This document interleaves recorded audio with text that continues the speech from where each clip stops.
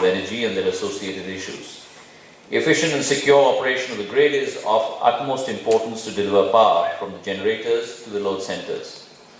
After many years of grid operation without any large disturbance, on the 30th and 31st of July last year, major grid disturbances occurred, blacking out in the first case the entire northern region, and in the second case the northern eastern and northern western regions. It is needless to mention that we do not want disturbances on such a large scale to happen ever again.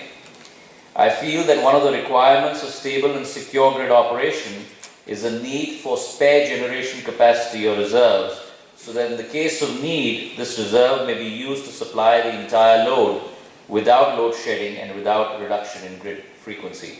I think that answers the first question that you put up, Harry. This, I understand, is one of the ancillary services which is used for frequency support or load following.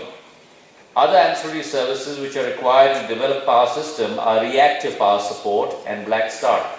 Conversely, the other challenge we have to face is to see its cost implication on the state discoms, which today are in a serious financial condition. In fact, the starting point for professionalizing the power sector would be to ensure that all the stakeholders in the power sector are financially viable. Ancillary services in the electrical power system are the services necessary to support the power system in maintaining power quality, reliability, and security of the electricity grid. These services are important pillars of the electricity market and are used to complement the reliability and security of the grid. The world over, ancillary services are categorized into three broad categories.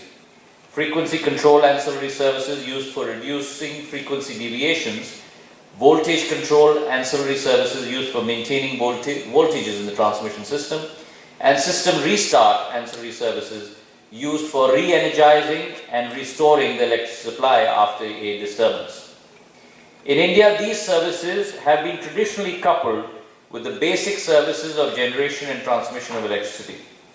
After restructuring the electricity industry, there is an urgent need of having an explicit market for ancillary services. In vertically integrated utilities, the responsibility of generation, transmission, and distribution was with one organization. Ancillary services were therefore an integral part of electrical supply and not dealt with separately. However, since liberalization of the sector, these services have to be obtained from other industry participants and service providers. At present, there are peak as well as energy shortages in the sector. At the same time, there is surplus generation capacity lying unutilized at some point of time, but due to perennial shortages, load shedding is being restored to by the utilities. There is captive power generation capacity available with some industries such as steel and sugar, having capacity lying unutilized which could be harnessed and supplied to the interstate grid to maintain grid security. In shortage situations, to meet higher demand, the distribution utilities draw more power than the schedule, pulling down the operating grid frequency below 50 Hz. And beyond a certain minimum frequency, the grid becomes unstable because in a synchronous electrical grid, at every millisecond, the available generation has to be equal to the demand. Any generation which could be harnessed at this point of time would be of great help to the grid in terms of reducing its volatility. Further, renewable sources of generation are growing rapidly in our country. Integration of renewable energy with the grid is one of the biggest thrust areas. The installed generation capacity of renewable generators is expected to grow manifold in the coming years. But there is an inherent problem with the renewable sources of energy. The quantum of generation varies with time. This is especially the case with wind energy, where generation variation is in the order of 90% over the period of 1 hour. The impact of variation in renewable generation on the grid can be reduced by using frequency support ancillary services, thus maintaining grid security with a high level of renewable penetration. Frequency support ancillary services would also facilitate the availability of more peaking capacity.